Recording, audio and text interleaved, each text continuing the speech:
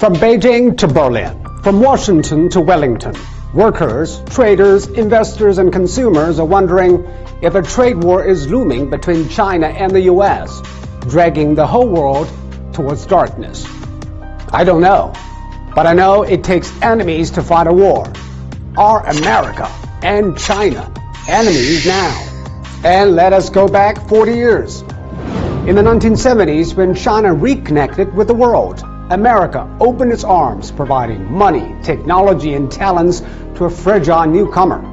By 2016, the trade surplus in favor of China has jumped from zero to $347 billion US. Big problem. The trade imbalance is really an issue of structure. Both America and China are flawed.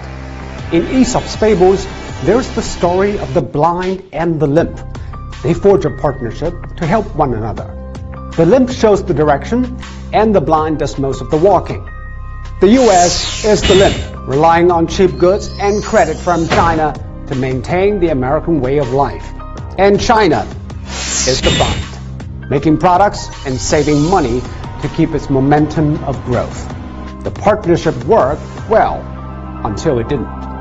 China overmade and America overspent.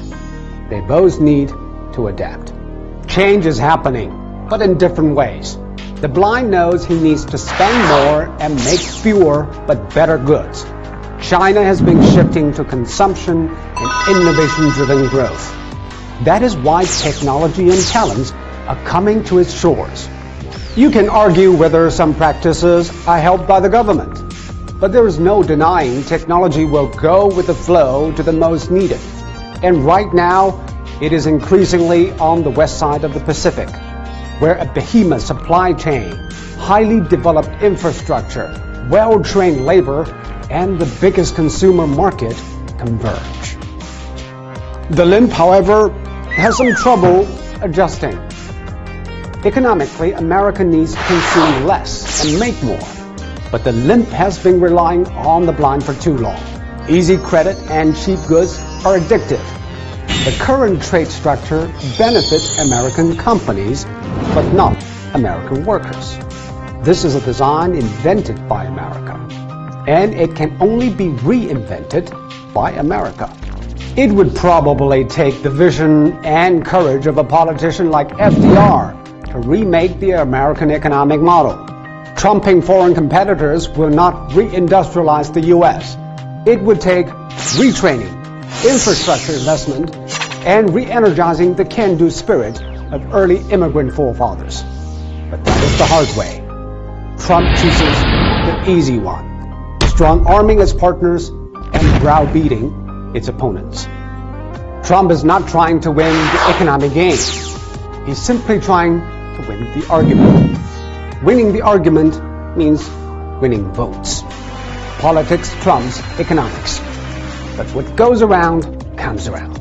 Economics will reign and take its revenge. When America is serious about changing its economic structure, the trade imbalance will remain. The limp would be better to act immediately and do something really smart. But for now, the two flawed persons need to cool down and talk straight. Both are imperfect, and both are hope for nations. China is gaining strength but needs better vision.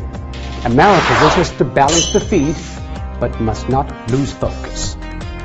For the foreseeable future, China and the U.S. will cooperate, willingly or not. To reinvent Churchill's words, cooperation is the worst form of relationship except for all the others. The blind and the limp can be better, but only when they still have faith in each other. Let me end with a line written by a Chinese writer toward the end of the Great Depression. 渡尽劫波兄弟在，相逢一笑泯恩仇. A warm hand is always better than a cold shark.